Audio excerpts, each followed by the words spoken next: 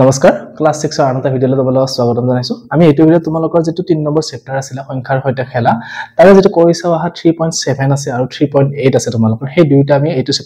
ভিডিঅত আলোচনা কৰিম তোমালোকে ভিডিঅটো শেষলৈ চাবা গোটেইখিনি ধুনীয়াকৈ বুজি পাবা আৰু যদি চেনেলটো এতিয়া সাবস্ক্ৰাইব কৰা নাই তেন্তে সাবস্ক্ৰাইব কৰিবা আৰু আগতে তোমালোকৰ মই এই 6 ৰ যেটা আগৰ চেপ্টাৰ কেইটা আছিল গোটেইকেইটা ভিডিঅ আপলোড কৰিছো সেইটাও যদি চোৱা তোমালোকে চাই ল'ব পাৰিবা এতিয়া প্ৰথমতে চাও আমি 3.7 ত কি কিনো দিয়া আছে এটা দিছে তোমালোকৰ ঘড়ী আৰু ক্যালেন্ডাৰ এটা সময়ৰ যোগ যেটো আছে 12 ঘণ্টা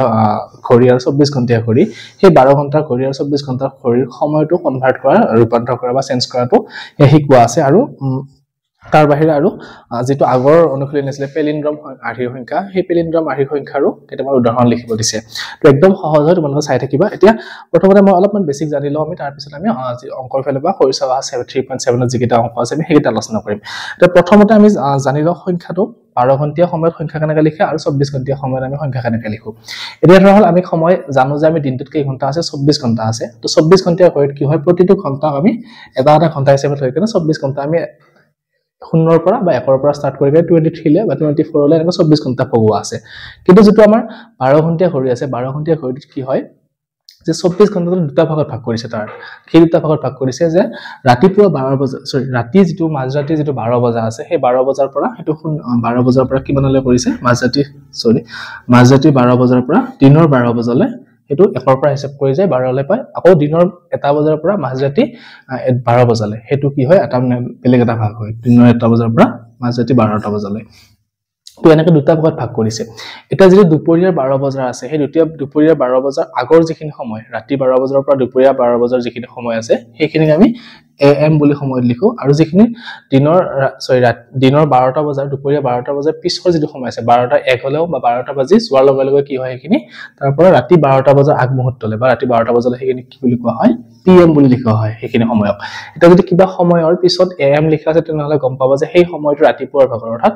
ৰাতি 12 বজাৰ পৰা দুপৰীয়া 12 বজাৰ ভিতৰৰ সময় আৰু যদি তোমালোকে দেখা পোৱা কিবা সময়ৰ পিছত pm লিখা আছে তেনেহলে গম পাবা যে কি হেতু দুপৰীয়া 12 বজাৰ পিছত ৰাতি 12 বজাৰ আগৰ সময় সেইখিনি তো সেই বস্তুটো মনত ৰাখিলে তোমালোকৰ ভুল নহয় আৰু 24 ঘণ্টাত একদম সহজে হয় যে ৰাতি 12টা বজাৰ লগে লগে হেতু 00 বুলি কোৱা হয় তাৰ পিছত ৰাতি 12টা বজাৰ পিছত 1টা বাজিব ৰাতি হেতু হলে এনেকৈ লিখে 1 বা 2টা বাজিব ৰাতি 2টা বাজিব বা ৰাতিপুৱা 6টা বাজিব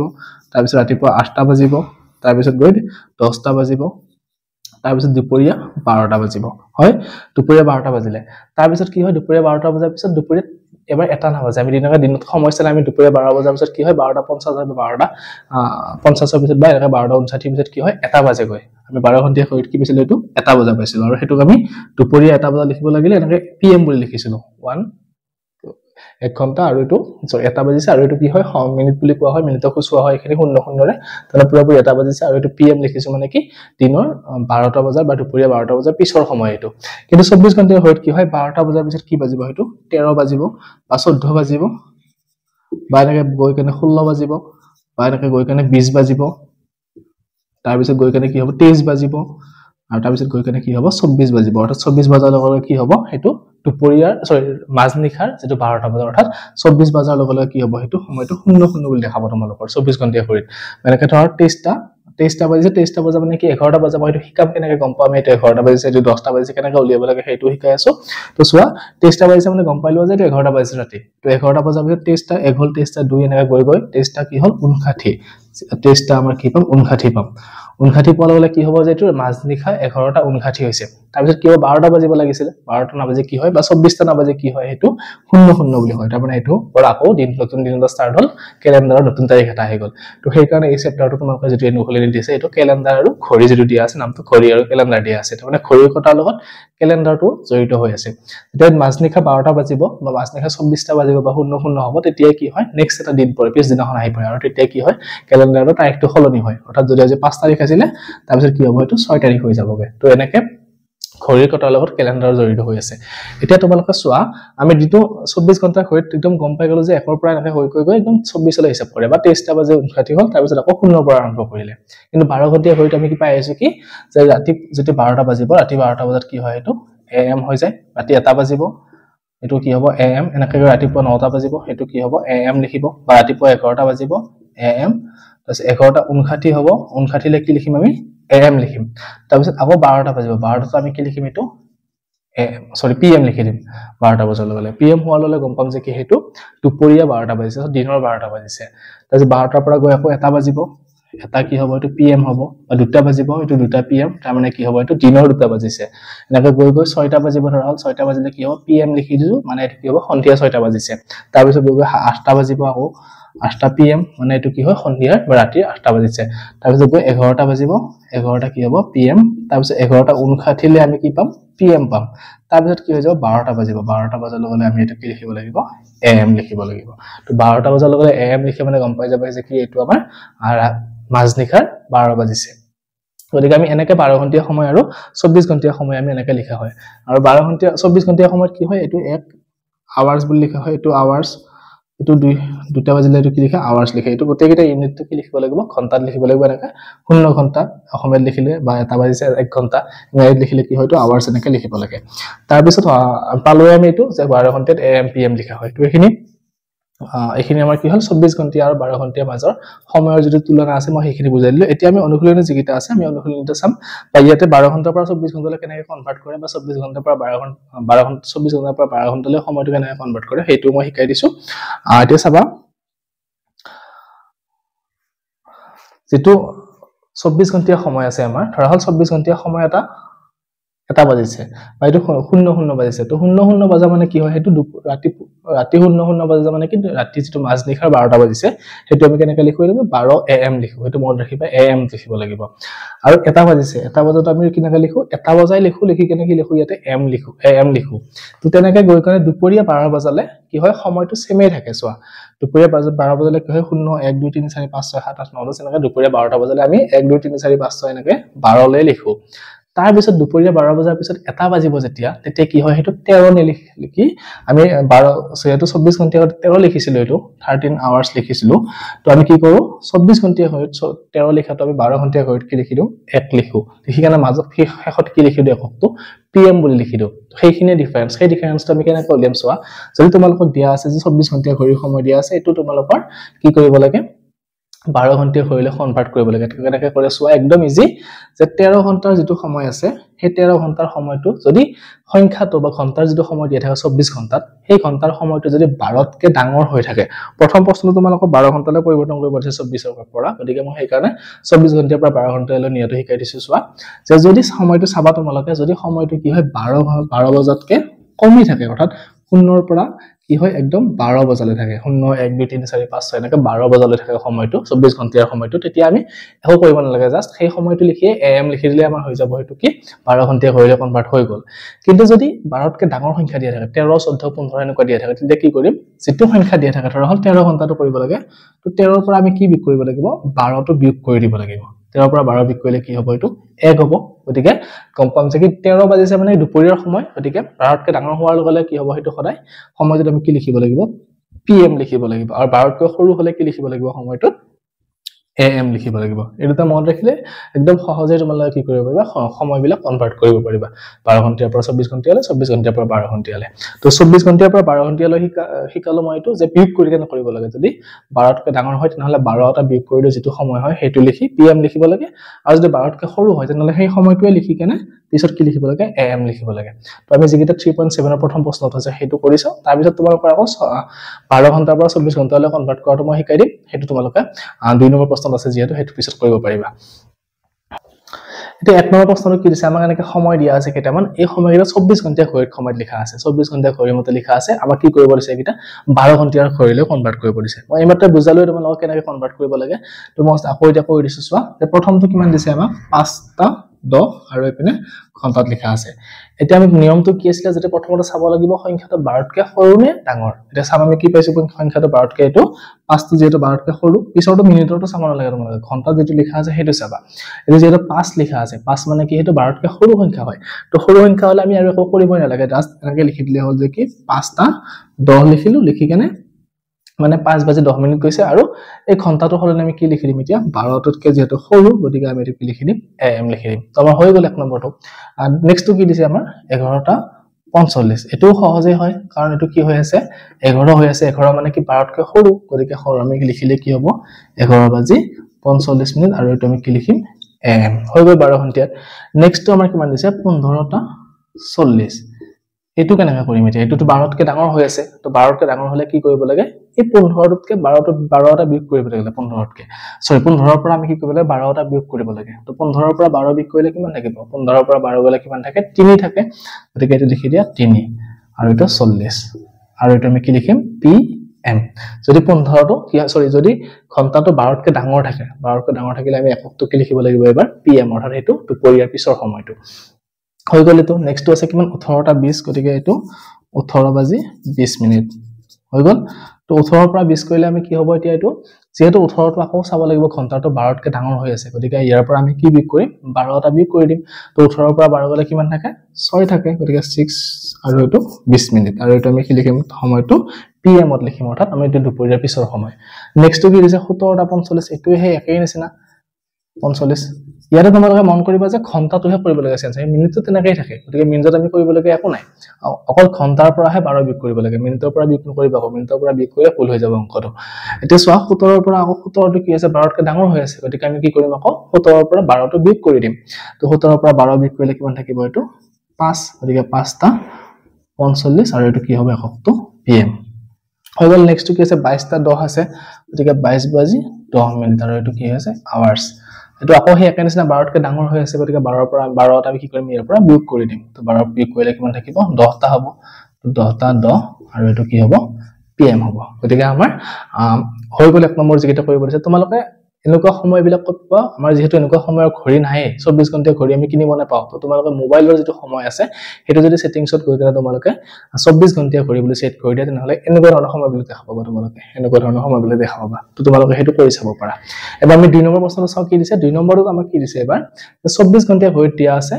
সৰি 12 ঘণ্টা ঘড়ী দিয়া আছে এটো 24 ঘণ্টালৈ কনভাৰ্ট কৰিব লাগে 12 ঘণ্টাৰ পৰা কি কৰিব লাগে 24 ঘণ্টালৈ কনভাৰ্ট কৰিব লাগে তাৰ মানে এনেকৈ দিয়া থাকিব সময়টো আমি কি কৰিম ইয়ালৈ কনভাৰ্ট কৰিম কেনেকৈ কৰিম একদম সিম্পল আমি চাব লাগিব সংখ্যাটো কি 12তকৈ সৰু দিয়া আছে ডাঙৰ দিয়া আছে যদি 12তকৈ সৰু দিয়া আছে তেনেহলে আমি যেটো সময় দিয়া আছে হেতুৱে লিখিম লিখি পিছত এনেকৈ HRS বা আৱাৰ্স বুলি লিখি দিম আৰু যদি 12তকৈ বেছি দিয়া আছে তেনেহলে কি কৰিম আমি সৰি সংখ্যাটো যদি PM ত দিয়া আছে AM ত দিয়া থাকিলে সৰি এটো মই কোৱাত ভুল হৈ গৈছিল প্ৰথমতে যে কি যদি সংখ্যাটো AM ত দিয়া থাকে তেনেহলে আমি কি লিখিম হে যেটো সময় দিয়া আছে হেতুৱে লিখিম লিখি কেনে পিছত HRS লিখি দিম তাহলে তা সময় দিয়া আছে আমাৰ 5:45 এটা কি দিয়া আছে AM লিখা আছে তো AM লিখা থাকিলে আমি কি কৰিম এই সময়টোৱে লিখি দিম দিকেনে এই পিছত আমি কি লিখি দিম এটো HRS তো হৈ গ'ল আমাৰ 24 ঘণ্টা ঘড়ীলৈ কনভাৰ্ট আৰু যদি সময়টো কি দিয়া থাকে 5:45 এ দিয়া আছে কিন্তু এবাৰ কি দিছে সময়টো PM ত দিছে PM মানে কি পিছবেলাৰ সময়টো দিয়া আছে আমাৰ তো এতিয়া 5:45 PM ত দিয়া থাকিলে আমি 24 ঘণ্টা ঘড়ীলৈ কেনেকৈ কনভাৰ্ট কৰিম একদম সিম্পল এই 5ৰ লগত আমি কি কৰিম এবাৰ 12 যোগ কৰি দিম তো 12 ৰ পাছে কিমান হ'ব 17 হ'ব গতিকে 5 হলে আমি কি লিখিম এতিয়া 17টা 45 আৰু এটো PM ৰ হলে কি লিখিম HRS হৈ গ'ল কনভাৰ্ট একদম সিম্পল স্টেপ তো মই 2 নম্বৰ যেটা প্ৰশ্ন আছে হেকিটা আলোচনা কৰিছো চাবা এতিয়া আমাৰ 2 নম্বৰটোত এইকিটা সময় দিয়া আছে এইকিটা আমাৰ আগবেলা পিছবেলা দিয়া আছে কি কৰিব লাগে এই সময়খিনি আমি 24 ঘণ্টা কৰিলে 12 ঘণ্টা কৰিলে পৰা 24 ঘণ্টা কৰিলে কনভাৰ্ট কৰিব লাগে একদম সিম্পল চাবা এতিয়া মই আগতে কৈ দিছো নিয়মটো তোমালোকক তো প্ৰথমতে আমাক কিমান দিছে এটো 1:45 কৈছে আৰু সময়টো কি দিয়া আছে AM ত দিয়া আছে গতিকে AM ত থাকিলে আমি আকৌ কৰিবই নালাগে জাস্ট আমি কি কৰিম সময়টো লিখিম আকৌ লিখি কেনে পিছত কি লিখি দিম AM ৰ হলনি HRS লিখি দিম হৈ গ'ল আমাৰ এটো 12 ঘণ্টাৰ পৰা 24 ঘণ্টালৈ কনভাৰ্ট সেকেন্ডটো কি দিয়া আছে 4:45 আৰু এটো সময়টো দিয়া আছে কি হয় PM ত দিয়া আছে PM মানে কি পিছবেলাৰ সময় দিয়া আছে PM ত দিয়া থাকিলে আমি এটা জাস্ট সিম্পল কাম এটা কৰিব লাগিব তাৰ পিছত আমি সময় 24 ঘণ্টা সময় পাই যাম কি কৰিব লাগিব মই কৈছো আগতে তোমালোকক যে এই 4 ৰ লগত কি কৰিম আমি 12 এটা যোগ কৰি দিম তো 4 ৰ লগত 12 যোগ কৰিলে কিমান হ'ব 16 হ'ব গতিকে 16:45 আৰু সময়টো HRS লিখিব লাগিব 24 ঘণ্টা সময় একক সদায় কি লিখিব লাগে HRS ত লিখিব লাগিব ঘণ্টাত লিখিব লাগে সময়ত লিখিলে এটো ঘণ্টা হ'ব নেক্সট 3 নম্বৰটো কি আছে আমাৰ 3:20 এটো কিহত দিয়া আছে PM ত দিয়া আছে আকৌ গতিকে PM থাকিলে আমি কি কৰিম আকৌ 12 যোগ কৰি দিম ইয়াৰ লগত তো 12 3 কিমান হ'ব 15 গতিকে 15 হৈ গ'ল আৰু এটো 20 PM হৈ গ'ল আমাৰ এটো নেক্সট 4 নম্বৰটো কি দিছে 9:35 আৰু PM তো 9:35 আমি কি কৰিব লাগিব আকৌ 24 ঘণ্টালৈ কৰিব লাগিব গতে PM আছে PM থাকাৰ লগে আমি ইয়াৰ লগত কি যোগ কৰিব লাগিব সৰি এটো PM নহয় দে লিখাত ভুল হৈ গৈছিল এটো HRS তো PM থাকিলে আমি কি কৰিব লাগিব 9 লগত 12টা যোগ কৰিব লাগিব তো 12 ৰ কিমান হয় 21 আৰু 21:35 আৰু এটো কি হ'ব HRS একদম সিম্পল হৈ গল 12 ঘণ্টিয়া ঘড়ীৰ পৰা 24 ঘণ্টিয়া ঘড়ীলৈ কনভাৰ্ট তো 2 নম্বৰ প্ৰশ্ন এটা আমাৰ সমাধান হৈ গল এবাৰ 3 নম্বৰ কি দিছে আমি চাও এবাৰ 3 নম্বৰ প্ৰশ্নটো কি কৈছে আমাক যে 12 ঘণ্টিয়া আৰু 24 ঘণ্টিয়া ঘড়ীৰ সময় কিছুমান লিখিব দিছে যিবিলাক পেলিন্ড্ৰম আৰ্হিটো কি কৰে অনুসৰণ কৰে পেলিন্ড্ৰম আৰ্হি মতে সময় লিখিব দিছে এটা পেলিন্ড্ৰম আৰ্হি আমি কি পাই আহিছো আগতে যেটো তোমালোকৰ 3.5 আছিল সাগে 3.5 বা 3.6 আছিল পাহৰিলো মই এক্স্যাক্টলি তো 3.5 বা 3.6 5 তে আছিল 3.5 তোমালোকে পাই আহিছে পেলিন্ড্ৰম আৰ্হিটো তো পেলিন্ড্ৰম আৰ্হি মতে কি আছিল যে আমি সংখ্যা এটা এনেকৈ লিখিব লাগে যাতে এফালৰ পৰা পঢ়ি গলে যি হয় আমি অপজিট সাইডৰ পৰা পঢ়ি আহিলো সেম হয় আৰু এনেকুৱা এটা সংখ্যা 121 এই সংখ্যাটো আমি এফালৰ পৰা পঢ়িলে যিমান পাম আমি এটো ফালৰ পৰা যদি ওলোটাকাও পঢ়ি আহো কি পাম সংখ্যাটো আমি সেমই পাম 121 এই পাম তো এনেকুৱা ধৰণৰ পেলিন্ড্ৰম আৰ্হি থকা কিছুমান সময় লিখিব দিছে হেতু কি হয় 12 ঘণ্টিয়া ঘড়ীটো লিখিব পাৰো আমি বা 24 ঘণ্টিয়া ঘড়ীটো আমি লিখিব পাৰো এটা মই লিখি দিছো তাৰ আগে এক্সাম্পল চাবা তোমালোকে 3 নম্বৰটো মই ইয়াতে লিখি দিছো এটা 12 ঘণ্টিয়া ঘড়ী লিখিলে আমি কি পাম আৰু যদি আমি 10টা বাজিছে আৰু কি লিখিছো 10টা 1 লিখি দিছো হয় এটা সময়টো চোৱা 1001 ইফালৰ পৰা চালেও কি হ'ব 1001 তাৰমানে সেম হৈ গৈছে বস্তুটো পেলিন্ড্ৰম আহি হৈ গল এটো am লিখিলেও কথা না pm লিখিলেও কথা না হৈ গল আমাৰ এটো 24 ঘণ্টিয়া সৰি 12 ঘণ্টিয়া ঘড়ীৰ সময় এতিয়া এটো আমি কি পাই গলো যে 1001 আকৌ ইফালৰ পৰা চালে 1001 গতিকে পেলিন্ড্ৰম আহি হৈ গল আৰু এটা এক্সাম্পল দি দিছো চোৱা 24 ঘণ্টিয়া ঘড়ীৰ ক্ষেত্ৰত যে 24 ঘণ্টিয়া ঘড়ীত যদি আমি লিখো 21টা 12 এতিয়া সময়টো চোৱা যে 2112 আকৌ ইফালৰ পৰা চালে 2112 গতিকে এটো আমাৰ কি হৈ গল 24 ঘণ্টিয়া ঘড়ীৰ পেলিন্ড্ৰম আৰ্হিৰ সময় তো এনেকা তোমালোকে আৰু কি বহুত লিখিব পাৰিবা সময়বিলাক চাই কেনে তো মই দুটা উদাহৰণ লিখি দিছো তোমালোকে আৰু লাগিলে আৰু এনেকুৱা ধৰণৰ কিছুমান সময় লিখি কেনে এটো প্ৰশ্নৰ যেটো 3 নম্বৰ উত্তৰ লিখিব দিছে লিখিব পাৰিবা একদম সিম্পল জাস্ট পেলিন্ড্ৰম আৰ্হি যেটো আছিল এটো মনত কৰা আৰু সেইমতে সময়বিলাক লিখি যোৱা যে লিখিলে কেনেকা লিখিব লাগিব এইফালৰ পৰা পঢ়িলে যি হয় সেইফালৰ পৰা পঢ়িলেও সেম হ'ব হৈ গল কিন্তু এটো পঢ়তে চাবা 21টা 12 মানে আকৌ 12টা 21 কেনেকা নপঢ়িবা কেনেকা পঢ়িব লাগিব যে 2112 গতিকে এইফালৰ পৰা পঢ়িলে 2112 হ'ব হেনেকাহে ভাবিব লাগিব যদি আমি গোটা লৈ লও তেতিয়া ভুল হ'ব কিন্তু তো আমাৰ 3 নম্বৰ প্ৰশ্নটো হৈ গল এবাৰ 4 নম্বৰ প্ৰশ্নটো কি দিছে চাও 24 নম্বৰ প্ৰশ্নটো কি 4 নম্বৰ প্ৰশ্নটো কি দিছে যে 24 ঘণ্টিয়া ঘড়ীৰ আটাইতকৈ সৰু আৰু আটাইতকৈ ডাঙৰ পেলিন্ড্ৰম সংখ্যা গঠন কৰিব পৰা সময়টো লিখিব দিছে 24 ঘণ্টিয়া ঘড়ীৰ আটাইতকৈ সৰু যেটো সময় আছে আৰু আটাইতকৈ ডাঙৰ যেটো সময় আছে সেই দুটা সময় লিখিব দিছে যি দুটা কি হয় পেলিন্ড্ৰম আৰ্হিত থাকে আমি এটা 24 ঘণ্টা ঘড়ীৰ আটাইতকৈ সৰু সময়টো কি পাইছো যে 0টা 0 পাইছো মানে একদম ৰাতি মাজনিখাৰ যেটো 12টা বজাৰ সময়টো যে 0টা 0 আকৌ যদি পেলিন্ড্ৰম আৰ্হি আমি ডাঙৰ 24 ঘণ্টা ঘড়ী যদি আমি আটাইতকৈ ডাঙৰ সংখ্যাটো চাব যাও হেতু কি হ'ব ডাঙৰ সময়টো যে 23টা 59 এটো হ'ব আমাৰ আটাইতকৈ ডাঙৰ সময় কাৰণ 23টা 59 মানে কি এটো ৰাতি 11টা 59 হোৱাৰ পিছত কি হ'ব যে ৰাতি 11টা 59 হোৱাৰ লগে লগে আমি ৰাতিপুৱা যদি দুপৰীয়া মাজনিখাৰ যেটো সময় পাম 12টা বাজিব 12টা বজাৰ লগে আমি আকৌ এনেকৈ লিখিম গতিকে আমি 24 ঘণ্টা আহি আটাইতকৈ সৰু সময়টো হ'ল এইটো আৰু আটাইতকৈ ডাঙৰ সময়টো হ'ল এইটো এতিয়া আমাক কৈছে যে সেই দুটা সময় লিখিব দিছে যিটো কি হয় পেলিন্ড্ৰম আৰ্হিত থাকে সৰু আৰু ডাঙৰ এটা সৰু যেটো সময় আছে এটো চাওৱে আমি এটো চালে দেখাই পাইছো পেলিন্ড্ৰম আৰ্হিতে আছে আৰু ইফালৰ পৰা চালে 000 সেইফালৰ পৰা চালে 000 গতিকে আটাইতকৈ সৰুটো কি হ'ব পেলিন্ড্ৰম আৰ্হিৰ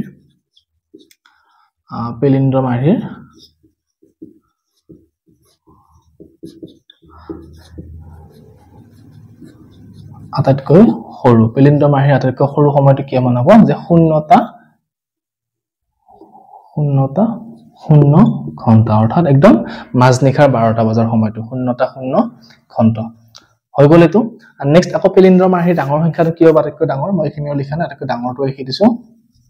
ডাঙৰটো কি হ'ব যে 23টা হ'বই ডাঙৰটো সংখ্যাটো কাৰণ 23 হয় তাৰ পিছত এটো ওলোটাকে লিখিলে কি হ'ব 23 টো যে 32 কাৰণ 2332 আকৌ 2332 এটোই হ'ব ইয়াতকে ডাঙৰটো হ'ব নোৱাৰে কাৰণ 24টা বাজিলে 24টা সময় আমি লিখুৱে ডাইৰেক্ট 00 বুলি লিখো গতিকে 23টাই হ'ব আটাইতকৈ ডাঙৰ আৰু হেতু ওলোটাকে লিখিলে কি হ'ব 2332 বা 23টা 32 33 হলে 34 হলে 35 হলে ক'লে লাষ্টত পেলিন্ড্ৰম আৰ্হি নহয় গতিকে পেলিন্ড্ৰম আৰ্হিৰ আটাইতকৈ ডাঙৰ আমি এটো সময়ই পাম গতিকে এটো হ'ব 24 ঘণ্টা ঘড়ীৰ পেলিন্ড্ৰম আৰ্হিৰ আটাইতকৈ ডাঙৰ সময় আৰু এটো হ'ব আটাইতকৈ সৰু সময় তো আমাৰ 4 নম্বৰ প্ৰশ্নটো হৈ গল 5 নম্বৰ প্ৰশ্নটো কি দিছে এনে কিছুমান সময় লিখা যিবিলাক 24 ঘণ্টা ঘড়ীৰ পৰা 12 ঘণ্টা ঘড়ীলৈ সময়লৈ পৰিৱৰ্তন কৰিলে পেলিন্ড্ৰম আৰ্হিৰ সংখ্যা গঠন কৰে এটা কি কৰিব দিছে এনেকুৱা সময় কিছুমান লিখিব দিছে 24 ঘণ্টা ঘড়ীত যিবিলাক কি হয় 12 ঘণ্টালৈ কনভাৰ্ট কৰাৰ লগে লগে হেতু পেলিন্ড্ৰম আৰ্হিত হৈ যায় কেনেকুৱা হ'ব এটা চোৱা 5 নম্বৰ প্ৰশ্নটোৰ উত্তৰটো কেনেকুৱা হ'ব যে যদি আমি 24 ঘণ্টা ঘড়ীত সময় লিখো কি হয় 23টা লিখাৰ লগে লগে কি হ'ব এটো 11টা হৈ যাব তো 23টা যদি আমি কি লিখো 11 লিখো 23 টা 11 এটো হ'ব আমাৰ কি পেলিন্ড্ৰম সৰি 24 ঘণ্টা ঘড়ীৰ সময় এটো যদি আমি কনভাৰ্ট কৰো 12 ঘণ্টালৈ কি হৈ যাব তেতিয়া 11 টা 11 হৈ যাব কাৰণ এটো 12 কে ডাঙৰ আছে গতিকে 12 বিক কৰিব লাগিব 12 বিক কৰিলে 11 পালো আৰু 11 টা 11 pm গতিকে ৰাতি 11 টা 11 সময়টো আমি কি পাম পেলিন্ড্ৰম হিট পাম বা এনেকুৱা আৰু এক্সাম্পল আছে যদি আমি লিখো 10 টা 1 এই প্ৰথমতে যদি লিখিছিলো 10 টা 1 ঘণ্টা তো এটো যদি আমি পেলিন্ড্ৰম সৰি হে আমি কি কৰো 12 ঘণ্টা ঘড়ীলৈ কনভাৰ্ট কৰো কি হ'ব এটো 10 টা হৈ আছে 12 তকৈ সৰু হৈ আছে গতিকে এটো চেঞ্জ নহয় এনেকৈ থাকিব 10 টা কি হ'ব 1 হ'ব আৰু এটো আমাৰ কি পাম am তো 12 ঘণ্টাটো এটো পেলিন্ড্ৰম হৈ গল বা তেনেকুৱা আৰু আমি কি পাম যে যদি আমি চাও 14 টা আমি কি লিখিব পাৰো এটো 2 লিখিব পাৰো 14 টা 2 বা 14 টা যদি আমি কি লিখো এটো 20 লিখি দিও তেতিয়াও হ'ব 14 টা 20 টো লিখিলে আমি 12 ঘণ্টালৈ কনভাৰ্ট কৰিলে কিমান হ'ব 02 আৰু এটো কিমান হ'ব 20 pm গতিকে এইবিলাক কি হয় পেলিন্ড্ৰম সংখ্যা হৈ গল তো 5 নম্বৰ তোমালোকে এনেকৈ আৰু বহুত কিটা এক্সাম্পল লিখিব পাৰিম মই জাস্ট তিনিটা মান বুজাই দিছো তোমালোকে এনেকৈ কনভাৰ্ট কৰিলে পেলিন্ড্ৰম হোৱা সংখ্যা বহুত পাবা পেলিন্ড্ৰম তো মনত ৰাখিলে তোমালোকে বাকি কিটা অংক কৰিব পাৰিবা পেলিন্ড্ৰম মতে মনত ৰাখিবা যে পেলিন্ড্ৰম মতে কি হয় যে কোনো এটা সংখ্যা যদি আমি ইফালৰ পৰা পঢ়ি গলে যেটো পাও আৰু উল্টা ফালৰ পৰা যদি চাও আমি সেই সংখ্যাটোই পাব লাগিব তো এইবিলাককে পেলিন্ড্ৰম পোলা আছিল তো তেনেকুৱা ধৰণৰ বিভিন্ন এক্সাম্পল পাবা তোমালোকে বহুত এক্সাম্পল আছে কিতাপত সেইবিলাক চাই কিনে লিখিব পাৰিবা তো 3.7 ৰ এই পাঁচটা অংক আছিল চাগে পাছত আমি আলোচনা কৰিলো এবাৰ আমি 3.6 ৰ সৰি 3.7 ৰ এগিটা প্ৰশ্ন আছিল তো এবাৰ ইয়াৰ পিছত আমি 3.8 যেটো অনুসূলনী আছে আমি হেতু চাম 3.8 ত কি আছে কলাজ্জাৰ আৰু কলাজ্জাৰ কনজেক্সৰ তো হেতু আমি কেনেকুৱা হয় হেতু আলোচনা কৰিম তাৰ পিছত আমি তাৰ যিটা অনুসূলনী আছে 3.8 ৰ এটাই প্ৰশ্ন আছে আমি সেই প্ৰশ্নটো আলোচনা কৰিম তো তোমালোকে ভিডিওটো চাই থাকিবা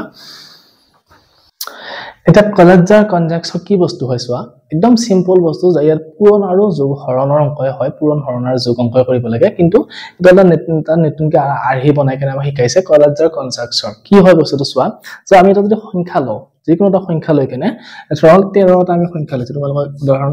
13 টোৱে লোৱা আছে মই এটোই বুজাই দিছো তোমালোকক যে 13 এটা সংখ্যা ললো তো প্ৰথমতে চাব লাগিব যে কি এই সংখ্যাটো যুগ্ম নে অযুগ্ম তো প্ৰথমতে আমি কি কৰিম সংখ্যাটো বাছিব লাগিব যুগ্ম নে অযুগ্ম তো এটো যেহেতু অযুগ্ম সংখ্যা আকৌ যুগ্ম আৰু অযুগ্ম কেনেকৈ আমি তোমালোকক জানি আহিছা আগতে যদি পাহৰি গৈছা মই আকৌ এবাৰ ৰিপিট কৰিছো চোৱা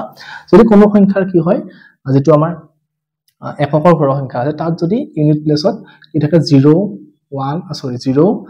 2 4 6 আৰু 8 থাকে তেনেহলে হেতু কি হয় যুগ্ম সংখ্যা হৈ যায় এটা যুগ্ম বা ইভেন নাম্বাৰ হৈ যায় ইংলিশত হলে কি হ'ব এটো ইভেন আৰু যদি 1 3 5 আৰু 7 আৰু 9 থাকে তেনেহলে এটো কি হয় অযুগ্ম সংখ্যা আৰু এটো কি কোৱা হয় অড নাম্বাৰ এতিয়া এই যুগ্ম আৰু অযুগ্ম সংখ্যা প্ৰথমতে বাছিব লাগিব তাৰ পিছত আমি কি হয় যদি সংখ্যাটো অযুগ্ম হয় বা যদি সংখ্যাটো যুগ্ম হয় কি কৰিব লাগিব সেই হিচাপে স্টেপ কেইটামান দিয়া আছে সেই স্টেপ মতে সৰল কৰি গৈ থাকিলে লাষ্টত 1 যেতিয়া ওলাই তেতিয়া হ'ব কি হে আমাৰ আৰহিটো শেষ হয় যেটো কলাজ্জাৰ কনজেক্সৰ দিয়া আছে হেতু আমাৰ শেষ হৈ যায় আৰু হেতুকে আমি নিৰ্ণয় কৰিব লাগে 3.8 ৰ এটা অংক আছে হেতুৱে নিৰ্ণয় কৰিব লাগে তোমালোকে কেনেকৈ কৰিব লাগে চোৱা যে প্ৰথমতে আমি সাম সংখ্যাটো যুগ্ম নে অযুগ্ম এতিয়া আমি 13 যেটো সংখ্যা লৈছো সেই 13 সংখ্যাটো কি হয় আমাৰ এটা অযুগ্ম সংখ্যা হয় অযুগ্ম সংখ্যা হলে আমি কি কৰিম যে ইয়াৰ লগত 3 পূৰণ কৰিব লাগিব 13 ৰ লগত 3 পূৰণ কৰি 1 যোগ কৰিব লাগিব তো 13 ৰ লগত 3 পূৰণ কৰিলে কিমান হয় 3 * 39 গতিকে আমি 39 ৰ লগত 1 যোগ কৰিলে আমি কিমান পাম 40 পাম হৈ গল আমি ইয়াৰ পিছৰ সংখ্যাটো পাই গলো এটো যেটো কনজেক্সৰ উলিয়াব দিছিলে তাৰ প্ৰথম সংখ্যাটো আমি কিমান পালো 40 পালো এতিয়া আমি এটো কি সংখ্যা পালো এতিয়া যুগ্ম সংখ্যা পালো তো অযুগ্ম সংখ্যা পালে নিয়মটো কি আছিল যে তাৰ লগত 3 পূৰণ কৰি 1 যোগ কৰিব লগা আছিল যদি যুগ্ম সংখ্যা হয় তেনেহলে কি হ'ব লাগিব কৰিব লাগিব তাক 2 ৰে হৰণ কৰিব লাগিব মনত ৰাখিবা যদি অযুগ্ম সংখ্যা হয় কি কৰিব লাগে 3 পূৰণ কৰি 1 যোগ কৰিব লাগে আৰু যদি যুগ্ম সংখ্যা হয় কি কৰিব লাগে হেতু লগত 2 হৰণ কৰিব লাগে তো এইখিনি স্টেপ কৰি গৈ থাকিলে লাষ্টত কি ওলাব কোনবাটো 1 এটা ওলাবগে সেই 1 ওলালে আমাৰ কি হয় যেটো কনজেক্সৰ উলিয়াব দিছিলে হেতু শেষ হৈ যায় এটা মই এটো কৰি দেখাইছো 40 টো কি সংখ্যা হয় আমাৰ যুগ্ম সংখ্যা হয় ইভেন নাম্বাৰ গতিকে আমি এটো কি কৰিম 2 ৰে হৰণ কৰিম 40 ক 2 ৰে হৰণ কৰিলে কিমান হ'ব 20 আকৌ 20 টো 20 টো কি হয় এটা যুগ্ম সংখ্যা এটো আকৌ 2 ৰে হৰণ কৰা 10 পালো আকৌ 10 টো 2 ৰে হৰণ কৰিলে কিমান হ'ব 5 হ'ব কাৰণ এটো জুটেখিনি যুগ্ম সংখ্যা এই যুগ্ম সংখ্যাখিনি কৰোতে লাষ্টত কি পালো আমি 5 পালো 5 টো আমাৰ কি সংখ্যা পালো এতিয়া 5 টো এটা অযুগ্ম সংখ্যা হয় অযুগ্ম সংখ্যা হলে স্টেপ টো কি আছিল এটো কৰিব লাগিব পূৰণ 3 কৰি কেনে 1 যোগ কৰিব লাগে গতিকে 5 ৰ লগত 3 পূৰণ কৰিলে কিমান হ'ব 5 3 গুণ 15 15 ৰ লগত 1 যোগ কৰিলে কিমান পাম আমি 16 অৰ্থাৎ ইয়াৰ পিছৰ সংখ্যাটো কিমান পাম আমি 16 পাম নেক্সট আকৌ কিটো যুগ্ম সংখ্যা পালো যুগ্ম পোৱাৰ লগে লগে আকৌ 2 ৰে হৰণ কৰি দিয়া 16 2 ৰে হৰণ কৰিলে 8 আকৌ যুগ্ম সংখ্যা যুগ্ম হলে কি হ'ব লাগিব তাক 2 ৰে হৰণ কৰিলে কিমান পাম 4 পাম আকৌ 4 টো যুগ্ম সংখ্যা 4 টো 2 ৰে হৰণ কৰিলে 2 পাম আকৌ 2 টো যুগ্ম সংখ্যা 2 টো 2 ৰে হৰণ কৰিলে কিমান হ'ব 1 হ'ব তো আমাৰ শেষত 1 ললে অংকটো শেষ হৈ গল গতিকে আমি এইটোৱে হল কলাজ্জাৰ কনজাংশন একদম সিম্পল জাস্ট তোমালোকে এইখিনি স্টেপ কৰি কৰি যাব লাগে পূৰণ হৰণ এই যেটো স্টেপ আছে সেইখিনি মনত ৰাখিব পাৰিলে অংকটো কৰিব পাৰিবা চাবা প্ৰথমতে সংখ্যাটো যদি অযুগ্ম হয় এইটো স্টেপ 3 পূৰণ কৰি 1 যোগ কৰিব লাগিব যদি সংখ্যাটো যুগ্ম হয় তেনলে কি হ'ব এইটো স্টেপ হৰণ 2 কৰিব লাগিব একদম সিম্পল এটা 3.8 ৰ এটা অংক দি আছে মাত্ৰ মই হেতু কেনেকৈ কৰিব লাগে কৈ দিছো চাবা তোমালোকে একদম সিম্পল হয় এতিয়া আমাক এই গিটা সংখ্যা দিয়া আছে এক নম্বৰ প্ৰশ্নত তোমালোকৰ যে 18 25 31 42 আৰু 100 এই গিটা সংখ্যা আমাক কি কৰিব দিছে এই কলেজৰ কনজাংশন যেটো আৰহি আছিল সেই আৰহিটো বনাই কেনে বিক্ষৰল বনাব দিছে যদি তোমালোকৰ কিতাপত বিক্ষৰল অকাই আছে এই এনেকুৱা ধৰণৰ বিক্ষ কি কৰিছে এইটো আকৌ মই শিকাই আছো সিম্পলই হয় জাস্ট প্ৰথমতে আমি কি কৰিম এই কলেজৰ কনচাক্টটো কি আছিল সৰি কনজাংশনটো কি কৈ আছিল হেতু নিৰ্ণয় কৰি লম তাৰ পিছত আমি বিক্ষৰল অঙ্কন কৰিম এটা ইয়াতে মই কৰি চাইছো সাউতে দেখিছো যে কি তোমালোকৰ যদি 31 সংখ্যা দিয়া আছে এটো এই সংখ্যাটো বহুত দীঘলীয়া স্টেপ হয় বহুত বাৰ কৰিব লাগে প্ৰায় 90 মান কৰিব লাগে 90 মান কৰিলেহে আমি লাষ্টত 1 পাওগৈ গতিকে এটো যেটো 90 বাৰ এটা কৰাটো সম্ভৱ নহয় গতিকে মই তোমালোক এটো কৰি নিদু বাকি কিটা জিকিটা আছে বাকি 4টা কৰি দিছো হেটা মানে ইমান দীঘল নহয় ছুটি হয় গতিকে হেতু তোমালোক ধুনীয়া কৰিব পাৰিবা বহিত 31 টো বহুত দীঘলীয়া হয় কাৰণে মই কৰি নিদু এতিয়া যেটো প্ৰথমতে 18 আছে 18 টো কৰি চাও 18 টো কেনেকৈ কৰিম চোৱা 18 লিখিলো লিখাৰ পিছত কি হ'ব এতিয়া এটো 18 টো যেটো কি সংখ্যা আমাৰ যুগ্ম সংখ্যা এটা গতে যুগ্ম সংখ্যাটো আমি কি কৰিব লাগে 2 ৰে হৰণ কৰিব লগা আছিল তো 2 ৰে হৰণ কৰিলে আমি কিমান পাম 9 পালো 9 টো কি সংখ্যা এতিয়া অযুগ্ম সংখ্যা গতে অযুগ্ম সংখ্যা হলে আমি কি নিয়ম আছিল যে অযুগ্ম সংখ্যা হলে 3 পূৰণ কৰি 1 যোগ কৰিব লাগে আৰু যুগ্ম সংখ্যা হলে 2 হৰণ কৰিব লাগে এটো আছে আমাৰ অযুগ্ম সংখ্যাৰ লগত অৰ্থাৎ ইভেন নাম্বাৰৰ লগত সৰি অড নাম্বাৰৰ লগত আৰু এটো কি আছিল আমাৰ ইভেন নাম্বাৰ অৰ্থাৎ যুগ্ম সংখ্যাৰ ক্ষেত্ৰত এটো আছিল এই দুটা স্টেপ মনত ৰাখিলে তোমালোক একদম ইজিলি কৰিব পাৰিবা এতিয়া চোৱা এটা অযুগ্ম সংখ্যা গতিকে 3 পূৰণ কৰা 3 গুণ কিমান 27 27 ৰ লগত 1 যোগ কৰিলে কিমান হ'ব 28 আকৌ 28 টো কি কৰে যুগ্ম সংখ্যা যেহেতু এটো 2 হৰণ কৰা 2 হৰণ কৰিলে কিমান হ'ব 28 ৰ পৰা 2 হৰণ কৰিলে 14 14 টো আকৌ কি যুগ্ম সংখ্যা গতিকে এটো 2 হৰণ কৰিলে কিমান হ'ব 7 7 টো যেহেতু অযুগ্ম সংখ্যা গতিকে এটো কি কৰিম আমি এটো স্টেপ কৰিম 7 3 গুণ 21 21 একে কিমান হ'ব 22 22 টো আকৌ যুগ্ম সংখ্যা গতিকে এটো কিমান হ'ব 11 11 টো আকৌ কি অযুগ্ম সংখ্যা গতিকে 3 হৰণ 33 33 একে কিমান 34 34 যুগ্ম সংখ্যা গতিকে এটো 17 2 ৰে হৰণ কৰে 17 পালো 17 টো অযুগ্ম সংখ্যা গতিকে 3 17 51 51 লগত 1 যোগ কৰিলে কিমান হ'ব 52 52 টো যুগ্ম সংখ্যা গতিকে এটো আধা কিমান হ'ব 2 ৰে হৰণ কৰিলে 26 26 টো আকৌ যুগ্ম সংখ্যা গতিকে এটো 2 ৰে হৰণ কৰিলে কিমান হ'ব 13 13 টো আকৌ যুগ্ম সংখ্যা হোৱাৰ লগে 3 13 কিমান হ'ব 39 39 ৰ লগত 1 যোগ কৰিলে 40 40 টো যুগ্ম ইয়াৰ আধা 20 20 টো যুগ্ম হেতু আধা কৰিলে কিমান হ'ব আমি 10 পাম 10 টো যুগ্ম আকৌ আধা কৰিলে 5 5 টো যুগ্ম 5 3 15 একে 16 16 টো আধা 8 8 ৰ আধা 4 4 আধা 2 2 ৰ আধা কি হ'ল 1 হ'ল গতিকে যেটো কনজাংশন নিৰ্ণয় কৰিছিল আমাৰ কলাজটো ওলাই গল 18 ৰ ক্ষেত্ৰত এবাৰ আমি 25 ৰ ক্ষেত্ৰত চাও কি হয় 25 ৰ ক্ষেত্ৰত তো 25 টো কি অযুগ্ম সংখ্যা গতিকে কি কৰিব লাগিব এটো 3 পূৰণ কৰি কেনে 1 যোগ কৰিব লাগিব তো 3 25 কিমান 75 75 লগত 1 যোগ কৰিলে 76 তো 76 ৰ আকৌ আধাটো কৰা 76 ৰ আধা কিমান হ'ব আমাৰ এটো 38 ৰ আধা কিমান 19 হৈ গল এতিয়া 19 টো আমাৰ অযুগ্ম সংখ্যা হয় অযুগ্ম সংখ্যা হোৱাৰ লগে লগে এটো কি সমান হ'ব 3 পূৰণ কৰি কেনে ইয়াৰ লগত 1 যোগ কৰিব লাগিব 3 19 57 57 লগত 1 যোগ কৰিলে কিমান হ'ব এটো 58 58 আধা কৰিলে কিমান পাম আমি আকৌ 29 যুগ্ম সংখ্যা যেহেতু আকৌ 29 টো 3 পূৰণ কৰা 29 টো 3 পূৰণ কৰিলে কিমান হ'ব এটো 87 ৰ লগত আকৌ 1 যোগ কৰিলে কিমান পাম আমি 88 পাম হৈ গল 88 টো যুগ্ম সংখ্যা আধা কৰিলে 44 44 টো যুগ্ম আধা কৰিলে কিমান হ'ব 22 22 টো যুগ্ম আকৌ 2 ৰে হৰণ কৰিলে কিমান পাম 11 11 টো আকৌ অযুগ্ম গতিকে 11 টো আমি কি কৰিব লাগিব 3 পূৰণ কৰিব লাগিব কৰিলে এইটো স্টেপ পাম চোৱা 11 ৰ পৰা 34 পাম 34 পাম এটো 34 ৰ পৰা আকৌ কিমান পাম 17 পাম গতিকে এনেকৈ কৰি থাকিলে আকৌ এইটো স্টেপে পাম লাষ্টত গৈ আমি এনেকৈ 1 পাম গতিকে সেইখিনি মই লিখি নিদু তুমি লিখিলেও হ'ব তো কিয়নে লিখিলে হ'ব যেটো আমাৰ বিক্ষণ নিৰ্ণয় কৰিব দিছে বিক্ষটো আমাৰ বেলেগ সিস্টেমত হ'ব গতিকে মই এইখিনি জাস্ট এইখিনি পোৱালে কৰি দিলো অংক 34 লে হৈ গল ন এতিয়া 25 টো বাদ দিয়া এবাৰ নেক্সট কি আছে চোৱা 31 টো দীঘলীয়া হ'ব এটো বাদ দিয়া নালাগে কৰিব 42 টো চোৱা 42 কৰিলে কিমান হ'ব 42 যুগ্ম সংখ্যা গতিকে এইটো আধা কৰিলে কিমান হ'ব 21 টো আকৌ যুগ্ম 3 গুণ কৰা 3 গুণ কৰিলে কিমান হ'ব এইটো 63 63 লগত এক যোগ কৰিলে 64 এইটো আধা কৰিলে কিমান হ'ব 32 32 আধা কিমান হ'ব 16 16 টো আধা 8 8 ৰ আধা 4 সোৱা 4 আধা 2 তাৰ পিছত 1 এতিয়া 64 টো কৰিছিলে এইখিনি 64 ৰ পিছত 32 32 পিছত 16 এটা সোৱা এইটো 16 ইয়াৰ পৰা আছে গতিকে এইখিনি আৰু এইখিনি মিলিয়ে গলে হৈ গল ইয়াতে আকৌ 11 টো আমি পাইছিলো কৰিছিলে 11 টো আছিল সৰি 11 টো আমাৰ কোন খিনি আছিল এইখিনি আছিল এইখিনিৰ পৰা যিমান কেইটা স্টেপ হয় এই অংকটো সেই মান কেইটা স্টেপ হ'ব গতিকে সেইখিনি মই এখানে লিখা নাই নেক্সট আকৌ সোৱা 100 টো কৰা এতিয়া 100 টো যুগ্ম সংখ্যা গতিকে এটো কিমান হ'ব আধা 50 50 আধা 25 25 টো যুগ্ম সংখ্যা যেহেতু 3 পূৰণ কৰা 3 25 75 75 একা কিমান 76 এটো স্টেপ পাই গলো গতিকে ইয়াৰ পৰা যিখিনি স্টেপ আছে গোটেইখিনি স্টেপ আমি ইয়াতে লিখিব লাগিব তেতিয়া আমাৰ কি হ'ব এটো কলেজৰ কনজাংশনটো হৈ যাব 1 পাম লাষ্টত এতিয়া আমাক কি কৰিব আছে এটো বৃক্ষটো নিৰ্ণয় কৰিব দিছে তোমালোকক মানে বৃক্ষ কেনেকৈ নিৰ্ণয় কৰিম চোৱা বৃক্ষটোত যে ৰিলেটেড থাকাখিনি এবাৰ থাকাখিনি সৰি বাৰবাৰ থাকাখিনি এবাৰ লিখিলে হৈ যায় যেটো তোমালোকৰ এটো সি এটা দিয়া আছে এটো চোৱা 184 টো এনেকৈ কৰি আহি কেনে কিমান পাইছে 1 পাইছে কিন্তু 186 টো কৰিলে এইখিনি স্টেপ ৰিপিট হ'ব সেই কাৰণে কি কৈছে 186 টো ইয়াৰ পৰা আনি এইখিনি লগাই দিছে আকৌ 34 টো ইয়াতে ওলাইছে 28 টো কৰোতে 34 ওলাইছে 180 কৰোতে 34 ওলাইছে সেই কাৰণে কি কৰিছে দুটা এক এক কৰি কেনে লৈ আহিছে আকৌ 42 টোত কি হৈছে দুটাতে এইখিনি পৰা স্টেপ কৰিলে 40 পাম এফালৰ পৰা স্টেপ কৰি গলে 40 পাম সেই কাৰণে 42 কি কৰিছে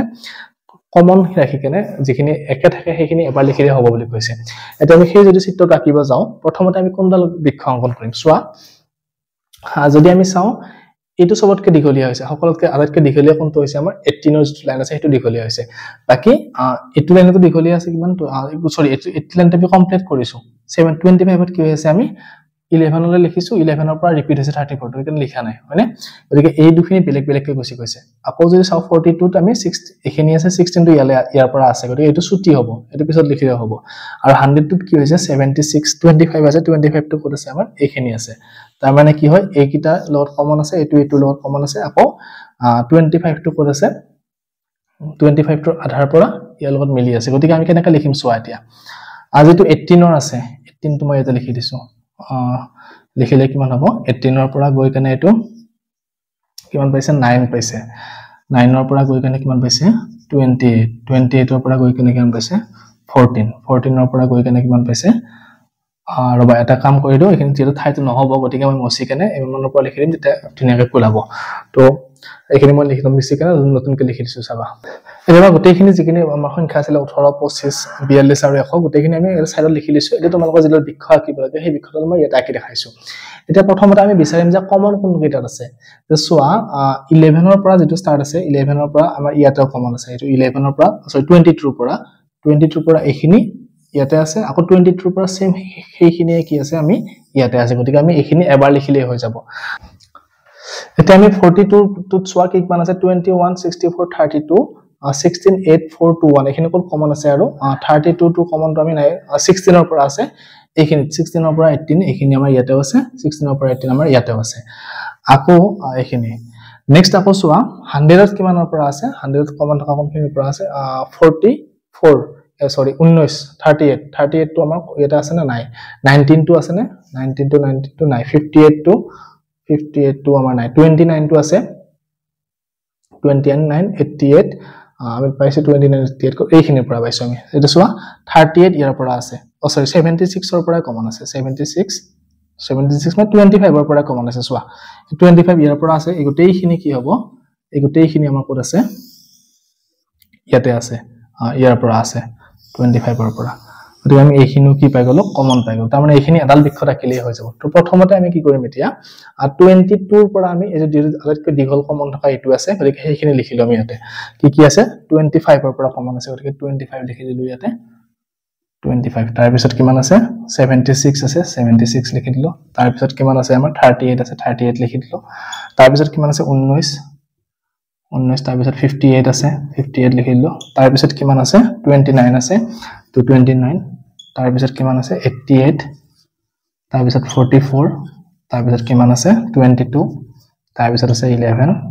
তাৰপিছত কিমান আছে মই যেখানে কুলোৱা নাই গতিকে মই এনেকৈ বেকা কৰি লিখি আনিছো তোমালোকে যদি বহিত কুলাই তেনেকৈ দীঘলকৈ লিখি যাবা তেতিয়া ধুনীয়া হ'ব 11 ৰ পৰা 34 আছে 34 লিখি দিয়া 34 ৰ পিছত কি আছে 17 17 ৰ পিছত কিমান আছে 52 তাৰ পিছত 26 26 ৰ পিছত 13 13 ৰ পিছত কিমান আছে 40 তাৰ পিছত কিমান আছে 20 তাৰ পিছত 10 তাৰ পিছত 5 তাৰ পিছত কিমান আছে 16 তাৰ পিছত কিমান আছে 8 4 তাৰ পিছত 2 তাৰ পিছত আমাৰ 1 হৈ গল তাৰ পিছত এতিয়া 25 ৰ পৰা আমি 8 লাইন হৈ গল লিখা এতিয়া 25 ৰ পিছত আমি কিমান কমন থাকা কোনটো আছে এইখিনিতে যে 100 আৰু 5 আছে গতিকে আমি 100 আৰু 50 লিখি দিব পাৰো ইয়াৰ পৰা এনেকৈ যদি বেকা কৰি দিও এটো 50 আৰু এটা আমাৰ কি হ'ব 100 হৈ গল এটো কমপ্লিট হৈ গল আমাৰ এটো কমপ্লিট হৈ গল এটা লাইনতে নেক্সট আমাৰ আহিব 42 ৰ পৰা কমৰ পৰা কমন আছে 16 ৰ পৰা কমন আছে গতিকে 16 টো সৰি এটো আৰু এটো আমি দুটাকে লিখিব পাৰিম তো কেনেকৈ হ'ব চোৱা 22 11 34 এটো কমন আছে 22 11 34 আমি লিখিছো এবাৰ গতিকে আমি নেক্সট এই যে 18 আছে 18 টো আমি ইয়াৰ পৰা বিক্ষ বনাই দিব পাৰো বিক্ষ বনাই দিলে কেনেকুৱা হ'ব যে ইফালৰ পৰা লিখি দিছো মই 22 আগত যেটো আছে 7 টো লিখি দিয়া আৰু তাৰ আগত কি আছে আমাৰ 7 ৰ আগত 14 কাৰ চিনটো দিতে মনত ৰাখিবা যে এনেকৈ যাব লাগিব আমি যেটো এনেকৈ লিখি গৈ আছো গতিকে প্ৰক্ৰিয়াটো কৰিছিল গতিকে আমি কাৰ চিনটো 9 ৰ পিছত 28 লৈ যাওঁতেহে কাৰ চিন দিব লাগিব ওলোটাকৈ দিলে ভুল হ'ব কিন্তু 14 হৈ গল 14 ৰ আগত কিমান আছে 28 আছে 28 টো লিখি দিয়া তাৰ আগত কিমান আছে 9 আছে 9 লিখি দিয়া তাৰ আগত কিমান আছে আমাৰ 18 টো আছে 18 টো আমাৰ মেইন সংখ্যা আছিল এটো পাই গলো তাৰ পিছত ইয়াতে আমাৰ 25 টো মেইন সংখ্যা আছিল এটো পাই গলো আৰু 100 টো মেইন সংখ্যা আছিল এটো পাই গলো আমাৰ তিনটা হৈ গল 18 টো হৈ গল 25 হৈ গল 100 এবাৰ 42 টো চোৱা কিমানৰ পৰা আছে 16 ৰ পৰা কমন আছে গতিকে 16 টো কত এইখিনিতে আছিল তো আমাৰ বাকি থাকিলে কিমান এইখিনি আমি এক্সট্ৰা লিখিব লাগে তো এটো লিখি দিয়া ইয়াতে 32 তাৰ পিছত আমাৰ কি হল 64 তাৰ পিছত আমাৰ কি হল এটো 21 তাৰ পিছত কিমান আছে এটো 42 এটো আমাৰ মেইন সংখ্যাটো আছিল তো এনেকুৱা ধৰণে এডাল কি হয় এডালৰ ওপৰত নিৰ্ভৰ কৰি গোটেইকিটা আমি বনাব পাৰো এটোৱে হল কলেজৰ কনজাংশনৰ যেটো আৰহি আছিল বা যেটো বিক্ষ আছিল এনেকৈ অঙ্কন কৰিব লাগে এটা মই দেই যেটো ঠাই কুলোৱা নাই হেকাৰণে অলপ বেকা বেকি হৈছে তোমালোকে বহিত সৰু সৰুকৈ লিখিলে এনেকৈ দীঘলকৈ আঁকিলে এনেকুৱা ধৰণৰ এটা চিত্ৰ অঙ্কন হ'ব তোমালোকৰ এটোৱে কলেজৰ আৰহি বিক্ষডাল তো হৈ গল আমাৰ যেটো 3.8 ৰ যেটো এটাই প্ৰশ্ন আছিল গোটেইখিনি আলোচনা কৰিলো হে এটা প্ৰশ্নটোই তাৰ পিছত তোমালোকৰ 3.9 ৰ প্ৰশ্নৰে যিকিটা প্ৰশ্ন আছে হেটা ইমান ইম্পৰ্টেন্ট নহয় ভাই হেটা তোমালোকে নিজেই কৰিব পাৰিবা গতিকে মই হেখিনি আলোচনা নকৰো তো এটো চেপ্টাৰৰ একিটা আমাৰ আজি অনুশীলন আছিল গোটেইটা আলোচনা কৰিলো যেকিটা কৰি চাওয়া আছিল আহা আছিল বা ওয়াৰ্ককিটা আছিল গোটেইটা কৰিলো আমি তো ইয়াৰ পিছৰ ভিডিওত তোমালোকৰ ইয়াৰ পিছৰ যেটো চেপ্টাৰ আছে 4 নম্বৰ চেপ্টাৰটো কি আছে তোমালোকৰ বাৰংবাৰটা যেটো 4 নম্বৰ তথ্যৰ ব্যৱহাৰ চেপ্টাৰ আছে ডাটা হ্যান্ডলিং এই ডাটা হ্যান্ডলিং চেপ্টাৰটো আমি আলোচনা কৰিম গতিকে তোমালোকে যদি বুজি পাইছা ভিডিওটো তেনেহলে চেনেলটো সাবস্ক্ৰাইব কৰি থবা আৰু লগৰবিলাকৰ লগত শ্বেয়াৰ কৰিবা আৰু ইয়াৰ পিছৰ ভিডিওবিলাক চাই থাকিবা ধন্যবাদ